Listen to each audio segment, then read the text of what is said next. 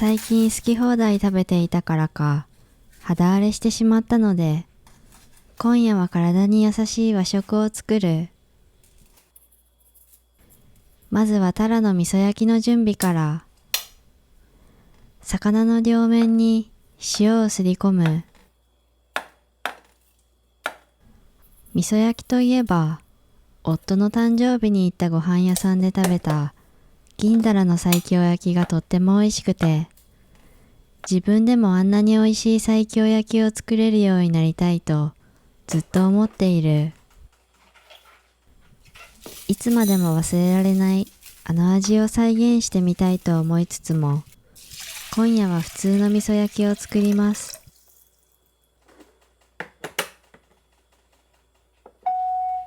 早炊きを炊き始めます。煮物が食べたくて筑前煮を作る。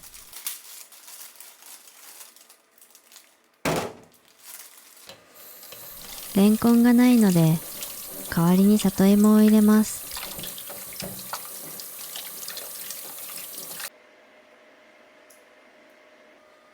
少し置いて魚から出てきた水分をペーパーで拭き取る。魚の生臭さを取って身を引き締めてくれるそうなので、しっかり水分を吸収しておきます。我が家には西京味噌はないので、いつも使っている麹味噌で魚のタレを作る。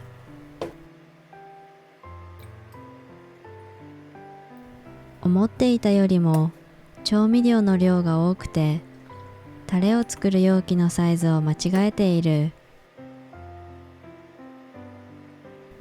タプタプになってしまったけど、しっかり混ぜて味噌だれは完成。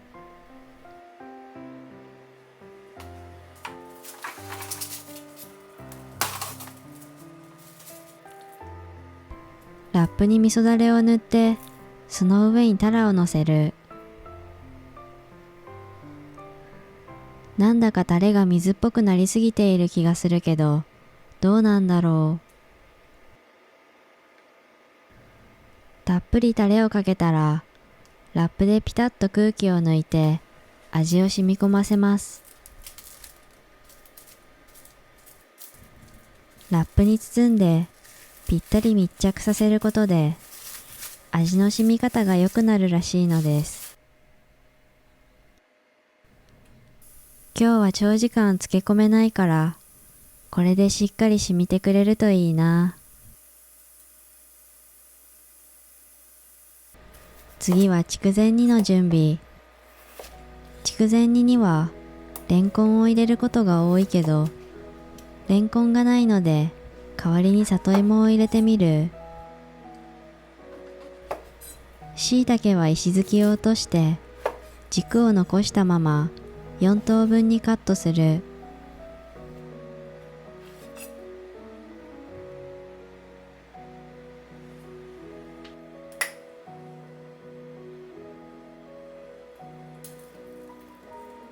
お肉は鶏肉の振り袖を使う。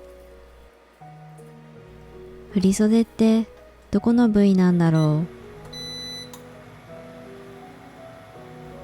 塩コショウで下味をつけて皮面から焼いていく。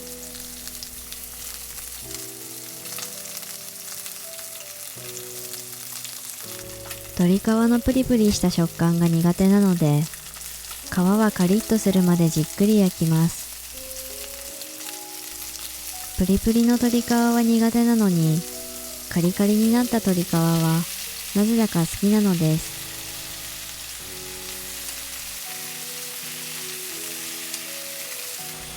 鶏肉の脂の旨味をまとわせるように野菜を炒めたら、なんとなく味が染み込みやすくなる気がして、こんにゃくを手でちぎって入れていく。具材を全部入れて軽く炒めて、酒と水を入れる。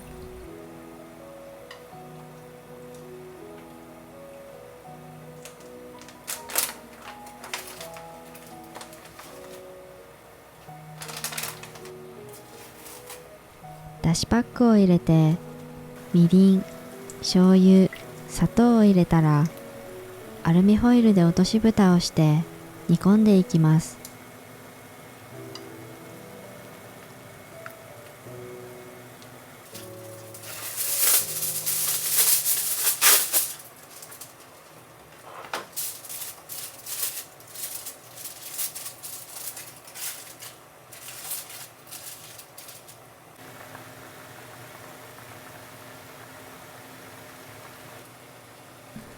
副菜には小松菜を使う。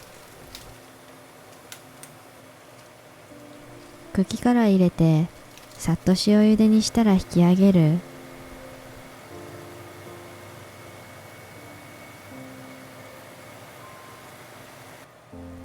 魚に使って余った味噌だれをどうしようかと考えていて、お酢とからしを加えたらからし酢味噌にできないかと思って試してみることにした。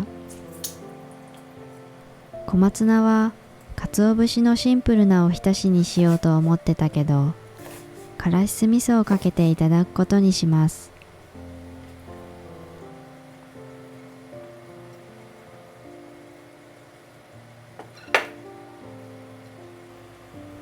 味噌だれをレンジで温めてアルコールを飛ばしてから、お酢とからしを混ぜ混ぜしてからし酢味噌の完成。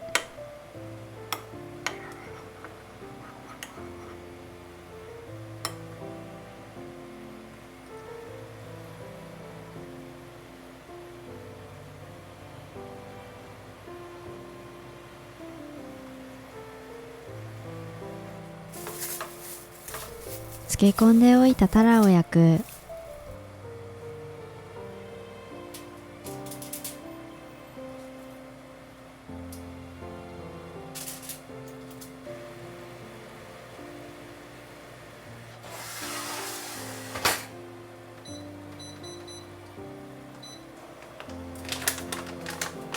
お味噌汁用のだしパック。今夜は油揚げと豆腐、わかめを入れたお味噌汁にする。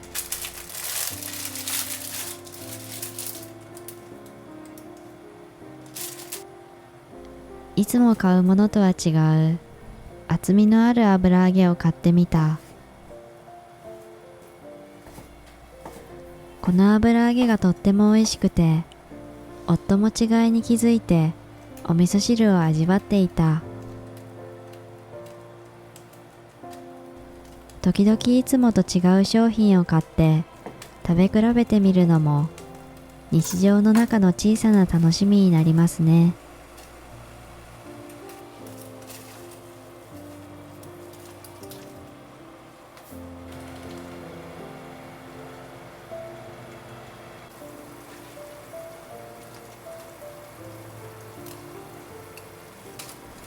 筑前煮は照りが出て味が染みてとってもいい感じ。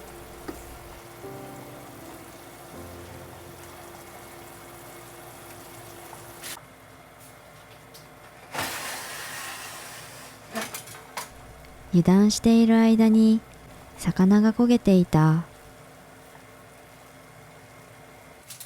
味噌は焦げやすいから注意しようと思っていたのに、結局こんがりを超えて焦がしてしまった。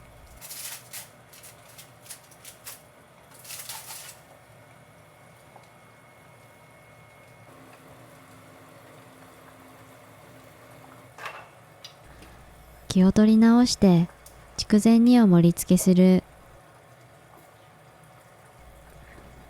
魚は焦げてしまったけど、筑前煮はうまくできたのでよしとします。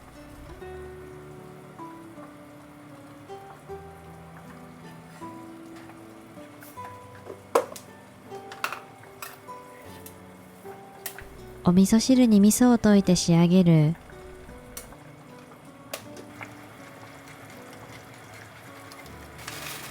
わかめも入れたらこれで完成。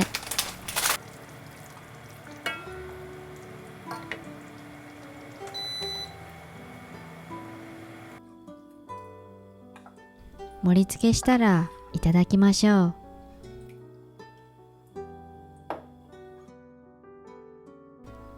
ただきます。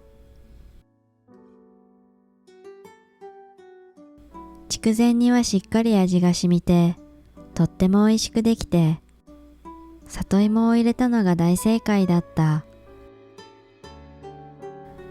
魚は焦げてしまった上に、漬け込む時間が短かったから、味が染みていなくて、いろいろと失敗してしまった。もっと美味しい味噌焼きを作れるように、またリベンジしたい。ご視聴ありがとうございました。またね。